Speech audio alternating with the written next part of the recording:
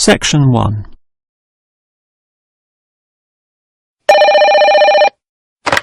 Hello? Hello? Who is this? Hello, I'm a representative of the Tally-Ho Survey Company, and I'd like to ask you a few questions regarding exercise. Ah, that's an interesting subject. Yes, we think so too. But I'm afraid I'm a bit busy at the moment. Don't worry, this will only take about 4 minutes at the most. It's 10:25 now, so it will all be over by 10:30. Well, all right, if it's that short. It will be. So, one of the first things I need to know is where you are. That is, which suburb or area of the city. The last client was in Blackburn, for example. Blackburn, that's close to me. I'm in Box Hill. Another eastern suburb, then. I have a friend in Box Hill, too. Interesting place. Now, I need your approximate age for this survey. Are you younger than 20, between 20 and 29, 30 and 39, and so on?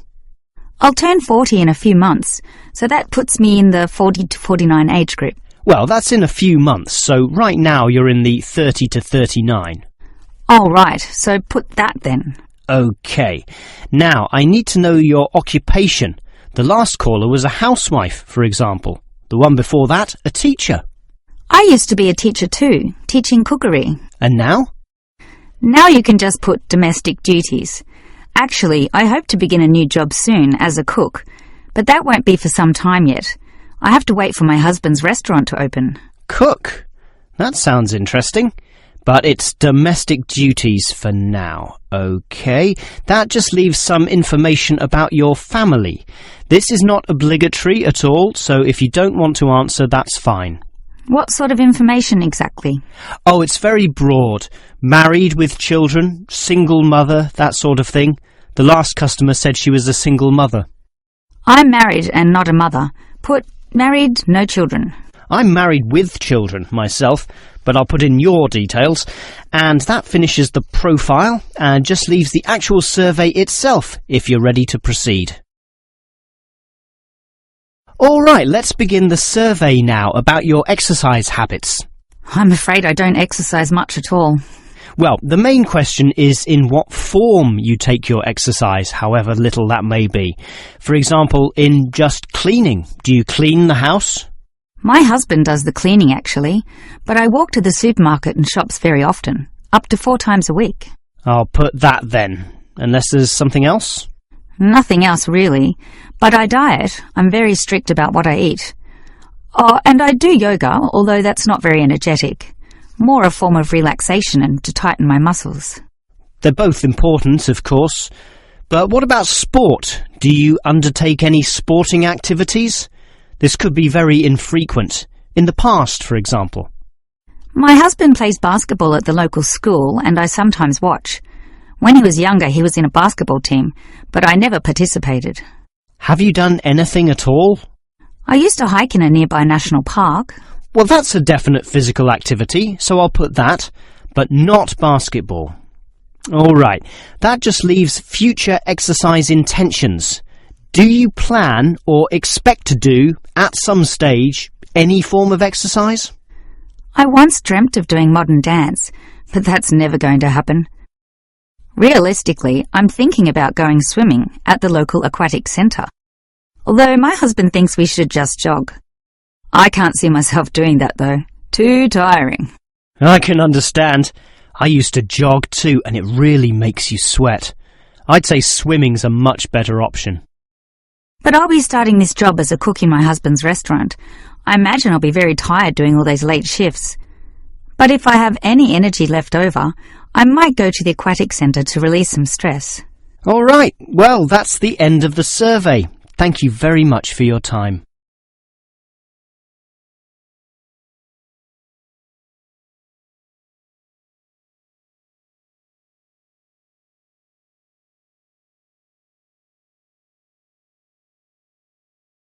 Section 2.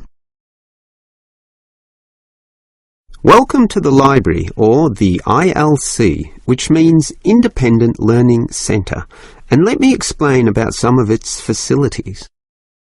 We're standing here at the entry gates next to the borrowing desk.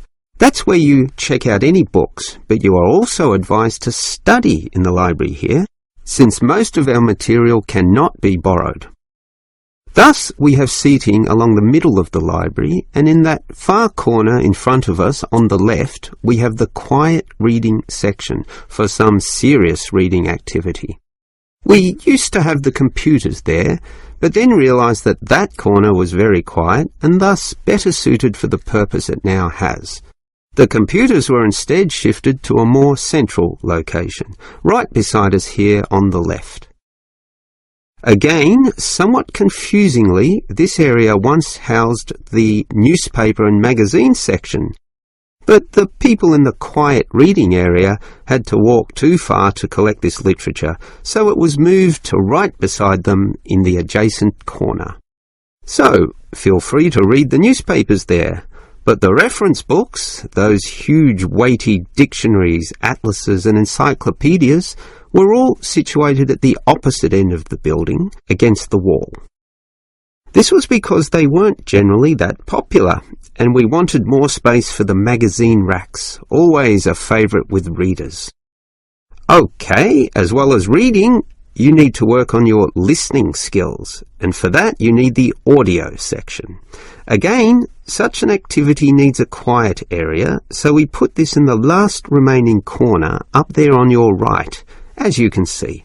There are CD players and headphones, so just borrow the listening packs, sit down there and listen away. Right, that just leaves the main library.